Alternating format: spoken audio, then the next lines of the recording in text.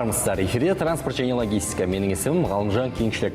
Республикалық деңгейдегі тас жолдардың құрылысына олардың жай-күйіне жауап беретін еліміздің бас операторы Қазавтожол шетелдік технологияларды отандық нарыққа енгізу барысында қажырлы еңбек етуде. Бүгін сол жұмыстардың бір шамасына тоқталатын боламыз.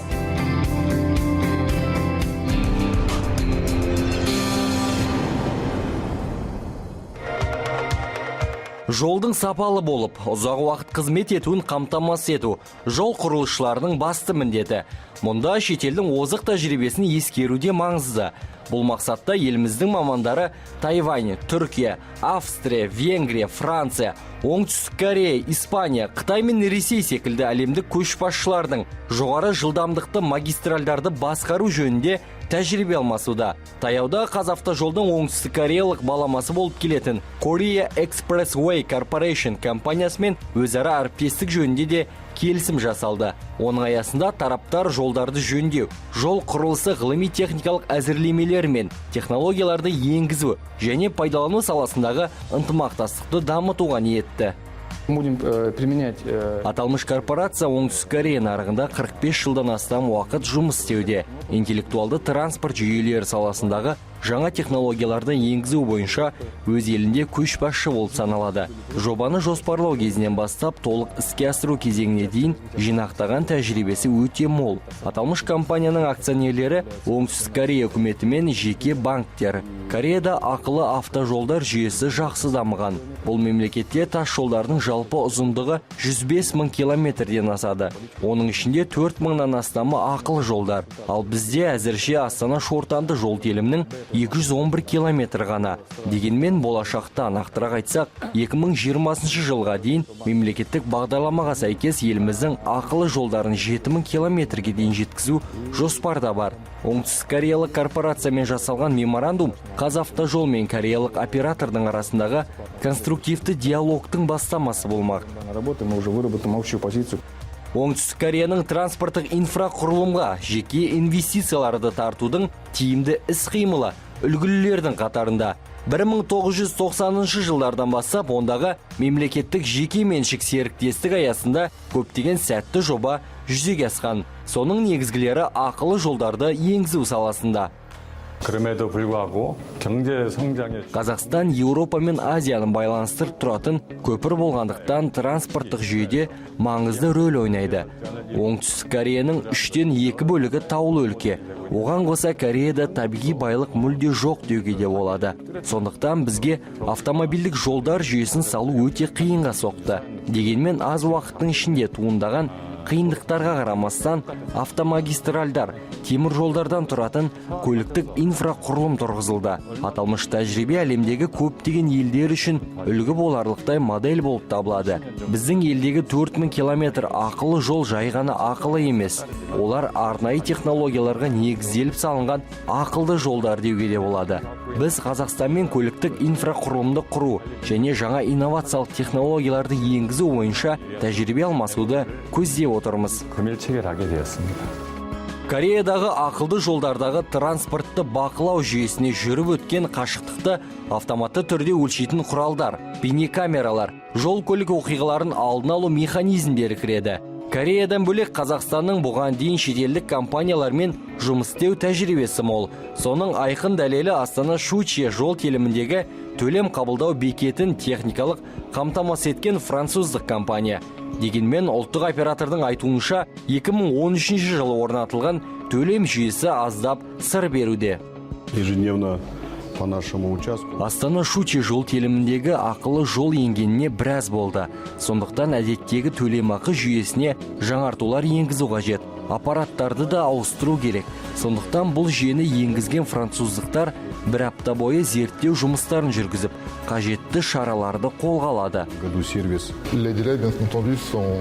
Қазақстанда біз орнатқан төлем қабылдау жүйесінде жол қозғалысы саласындағы трафиктің өсуін және біздің бақылауымыздан тыс мән жайларға байланысты туындаған проблемаларды жақсы білеміз. Осы орайда оларды түзету үшін жұмыс істеуге дайынбыз. Алдағы уақытта Астана Щучье тас жолы ақылы жолдардың жақсы үлгісі болатынына сенеміз. Аталған жолдағы төлем жүйесін жетілдіру бойынша бірнеше қызықты ұсыныстарымыз бар. жоғарыда аталған жол телімдегі төлем қабылдау жүйесін жаңғырту бойынша бірнеше жаңа технологияларды ұсынып отырмыз. Оған қоса техниканы қадағалап, күтіп баптайтын мамандарды даярлауға әзірміз. Бастапқыда тәжірибелік нысан болып ашылған Астана-Щучье бағытындағы автомагистраль кезіндегі ырым-жырымы шыққан жолдың орнын басқан болатын. Жыл бойы аталмыш жолдың жай-күйі өзгелеріне қарағанда жоғары деңгейде қамтамасыз етіледі. Автожүргіншілер өздерінің тазаланған, тегіс, ойық жарықсыз жолда жүру үшін кішігірім ғана жарна төлейді. Төлемақы қабылдау аппаратына қатысты жоғарыда аталған және өзге де түйткілді проблемаларды шешу үшін төлем жүйесінің жаңа нұсқасы енгізіліп сынақтан өтуде. Посредством чего пользователь вносит. Астана-Щучье бағыты бойынша күн сайын 10 мыңнан астам автомобиль жүріп өтеді. Ал демалыс күндері бұл көрсеткіш 2 есе өседі. Сәйкесінше төлемақы алу пунктінде кептеліс болып, жүргізушілерге ыңғайсыздық туғызады. Сондықтан біз биылдан бастап жол телімінде жүріп өтуге мүмкіндік беретін алдын ала төлем жүргізу жүйесін енгіздік. Начисление тарифа.